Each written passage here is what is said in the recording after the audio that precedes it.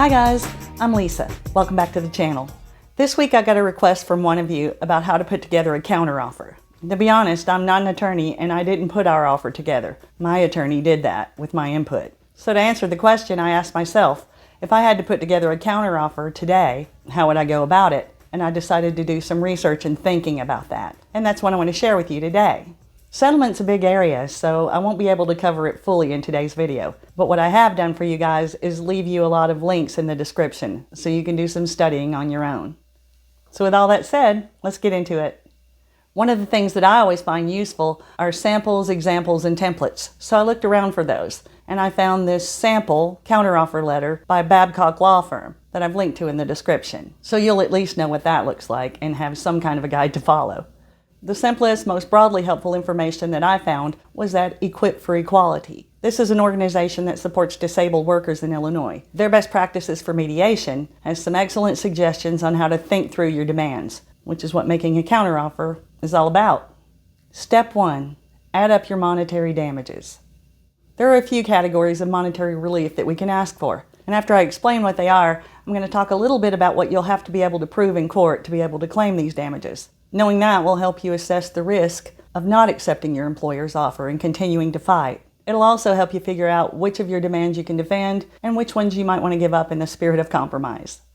Back pay is lost wages. It's basically the amount that you would have earned if the discrimination had never happened, less any replacement income that you're able to make. If your old job paid $40,000 a year and you were only able to find a replacement job that paid $30,000 a year, then your back pay losses are $10,000 a year. You can also include tips, bonuses, commissions, and other sources of lost income in that figure. That's putting it very simply, so in the description I've left some links to explain back pay in more detail. In the federal sector, the Office of Personnel Management has a back pay calculator that you can use to estimate your back pay damages, and that'll at least give you some idea of what to ask for. In court, to be able to collect back pay damages, you'll have to show some evidence of the loss. And the law says we employees have an obligation to mitigate our damages by making a good faith effort to find a similar job. So in court, you can expect to explain how you went about that. Front pay is a similar concept, but going forward. It's the difference in what you would have made if the discrimination had never happened and what you can expect to make going forward.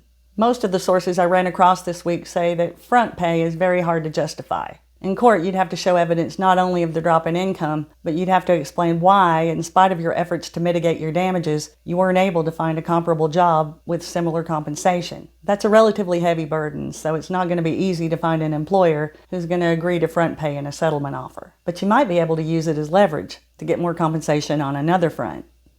Reinstatement is getting your job back, or a similar one, at a level you would have reached if the discrimination had never happened. I found a sample reinstatement agreement, and I included a link to that in the description so that you can check it out and have some idea of what's involved there. It's going to be virtually impossible for you to justify both front pay and reinstatement. It tends to be an either-or proposition. If you get reinstated, there shouldn't be any front pay loss. Most of the sources that I ran across in my research this week say that courts favor reinstatement over front pay. And that means at settlement, it's probably going to be easier to get your employer to agree to reinstate you than to give you front pay. It also means if you want to go for front pay instead of reinstatement, you can expect to explain why reinstatement won't work for you. Step 2, add up your compensatory damages. Compensatory pecuniary damages are how we recover monetary expenses that we suffered as a result of the discrimination. Things like moving expenses, employment search expenses, out-of-pocket medical expenses, or any other kind of past monetary harm that you suffered as a result of the discrimination. Compensatory non-pecuniary damages is compensation for harm that wasn't monetary, like exacerbation of physical symptoms, long-term reductions in your quality of life, loss of professional reputation, loss of self-esteem. I have another video that goes deeper into non-pecuniary harm, and I'll link to that one at the end of this one if you want to hang around and check it out. Because non-pecuniary harm is non-monetary, it's really hard to put a value on it. My attorney and I relied heavily on the comps, and a lot of courts do too, so I sought out cases like mine for failure to accommodate IBS.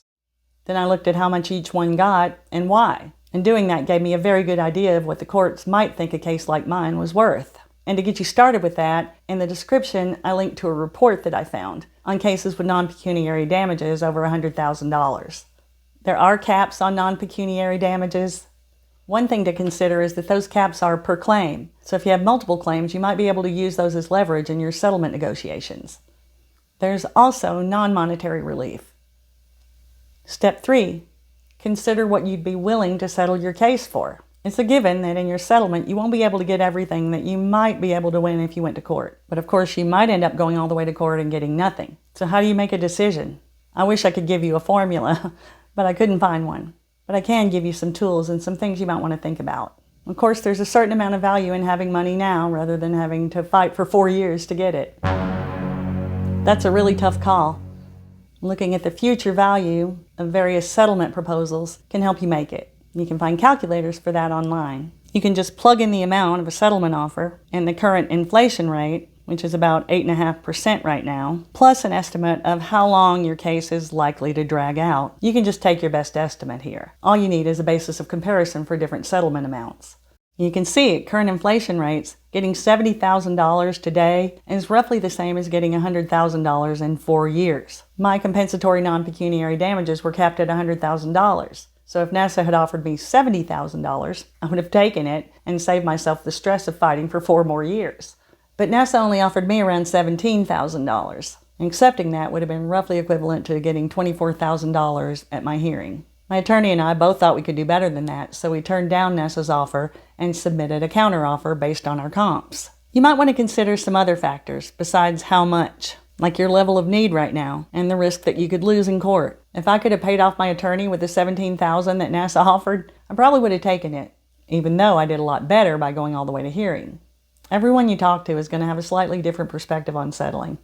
Making a counteroffer gives you a chance to think through what you can accept and what you need. My best advice is don't sell yourself short. I'll see you guys next week. Till then, take care and hang in.